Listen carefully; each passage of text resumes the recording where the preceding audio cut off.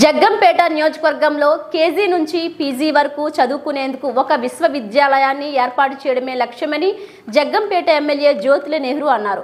జగ్గంపేట కాపు కళ్యాణ మండపంలో టీడీపీ జిల్లా అధ్యక్షుడు జ్యోతుల నవీన్ కుమార్ ఆధ్వర్యంలో జ్యోతుల నెహ్రూ ఫౌండేషన్ ద్వారా ఏర్పాటు చేసిన టెట్ డిఎస్సి ఉచిత కోచింగ్ సెంటర్ను కాకినాడ జిల్లా కలెక్టర్ షాన్మోహన్ సగిలి ప్రారంభించారు.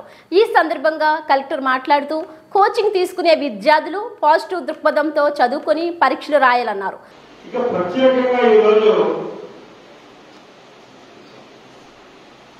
ఈ క్యాంపు నిర్వహించడానికి నా ఆలోచన ఆశ కనీసం మన నియోజకవర్గంలో అన్ని రకాలుగా వెనుకబడినటువంటి నియోజకవర్గం నమ్మడం. ఎందుకంటే నేషనల్ హైవే ఒకటి మనకి పెద్ద పెద్ద బ్యాంకులు కనపడతాయి.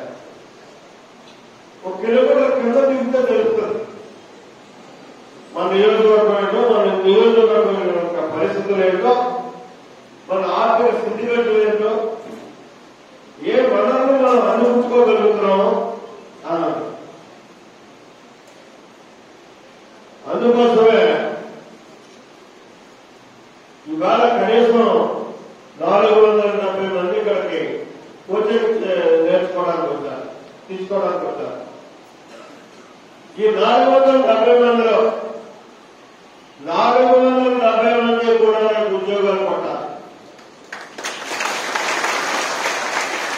ఇందులో నుంచి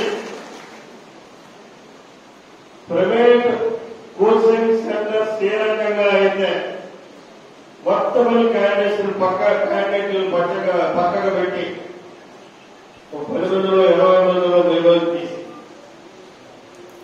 స్టేట్ ఫస్ట్కి వెళ్ళేటటువంటి విధానంలో, స్టేట్ ర్యాంకులు తెచ్చుకునేటటువంటి విధానంలో తయారు చేయాలని